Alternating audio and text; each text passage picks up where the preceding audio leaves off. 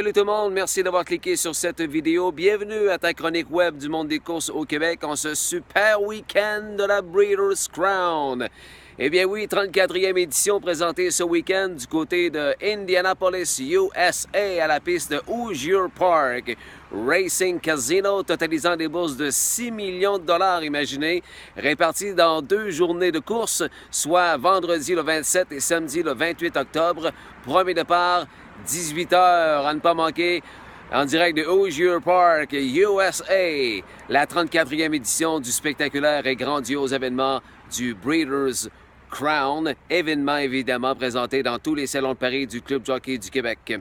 Voilà ce que j'ai retenu de l'analyse du programme de ce dimanche à H3R. Il n'en reste que 3 pour la saison 2017 du Club Jockey. Ce dimanche 29 octobre, ensuite les dimanches 5 et 12 novembre. Voici mes grands titres suite à l'analyse. Analyse plus complète que vous pourrez lire évidemment sur ce site Facebook Hippodrome 3R. Tout d'abord, la classe invitation or au programme dans le trot, dans la 8e, avec en vedette évidemment le super trotteur de mon ami Denitza Petrova de la 8e position cette semaine en raison d'un handicap pour les gains dans les 5 derniers départs.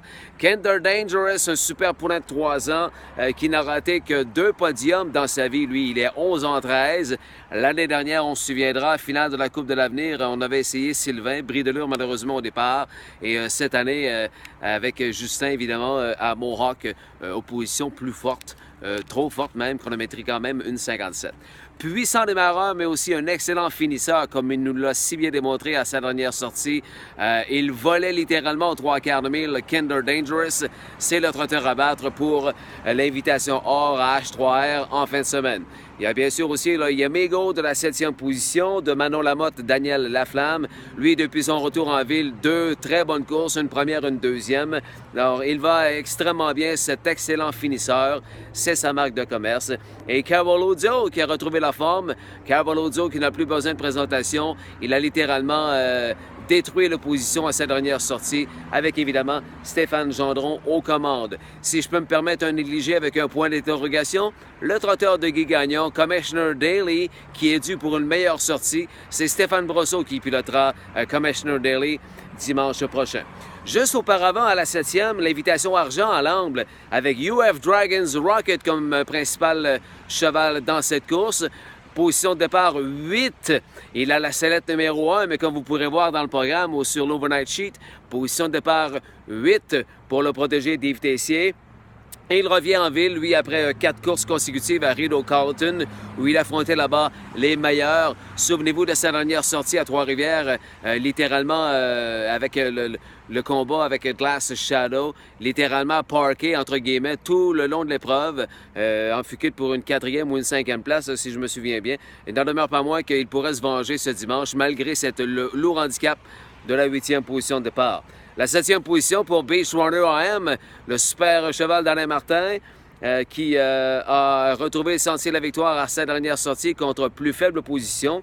Il a vaincu Nino's Credit et Tree Rockets. Alors évidemment, l'opposition est nettement plus forte cette semaine. J'aime bien Panthéon Sealster du duo Simono Brosso, surpris par le Iron Phil. Saveur améliorée sans gluten. Iron Phil, incroyable le dernier 1000 qu'il a fait. Disons que l'écurie de Nathalie Mignot va extrêmement bien par les temps qui courent. Bris de l'heure au départ, revient gagner par l'arrière. Tout un 1000 donc de Ironfield à sa dernière sortie. Pour revenir à Panthéon Sealster, a terminé 3e à sa dernière contre Bally et Mr. Big Top, qui aurait d'excellentes chances de gagner dans cette course.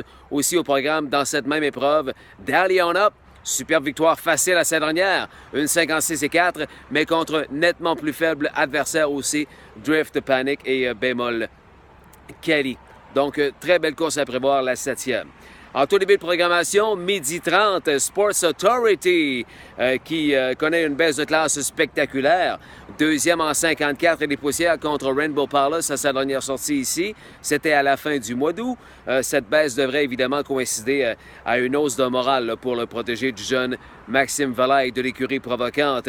En milieu de programmation, Winsong Lewis du couple Boulian-Genois. Est-ce qu'il était prêt pour la guerre, lui, la semaine dernière? Oh, le Gaspésien de Marco Filion, il volait littéralement sur l'ovale trifluvien. 1,56,4, nouveau record personnel, just for fun pour Winsong Lewis, cet habitué du circuit régional que j'ai vu embler tout l'été, que ce soit à Pabo ou à Saint-Joseph-de-Lepage chez les Gaudreaux. Je ne m'attendais pas à ce qu'il soit aussi près déjà pour un aussi bon 1000. Mais l'opposition est extrêmement forte. High point chip, Pascal Bérubé, 1,55 la dernière fois contre Barley et compagnie dans le Gold.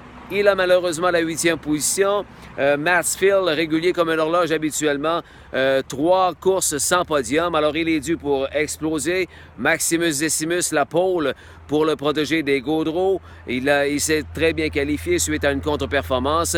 Et il n'en demeure pas moins que PL Giro, André Champagne, pourrait lui aussi atteindre le podium. Excellent finisseur. Rapidement, à la 6e, Federal Strike du clan Michel Fontaine. Toute une baisse de classe. 2e à Caballo la dernière fois. Il ne peut rater cette chance. Lucky Promesse également qui est dû pour mieux dans cette même course. Dans la 9e, attention, le favori de la cote matinale, je vous demande de surveiller ça là, à 5 pour 2. OK, Ebury, un nouveau venu. Premier départ en 2017. Regardez bien votre programme de course. Il s'est bien qualifié à Rideau, mais première course cette année.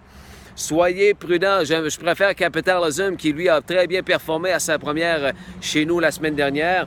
Et je m'attends à un réveil très prochainement de la part de Sheldon de Psychic, propriété de la sœur des frères Roy, Anne-Sophie. Et dans la dernière, Scout 16, Simon Delille, c'est le meilleur cheval à mon avis, mais je m'attends à une bien meilleure course de la part de Ashpay, Ryan R. Jules. Il est dû pour mieux, il a la pole. Je m'attends beaucoup d'agressivité du côté de Louis-Philippe Turcotte.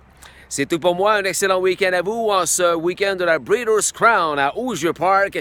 Événement présenté dans tous les salons de Paris du Club Jockey du Québec. Vendredi et samedi dès 18h pour des bourses de 6 millions de dollars. Dimanche, du côté de H3R, premier départ, midi 30. Soyez-y. Bye bye tout le monde. Bonne fin de semaine.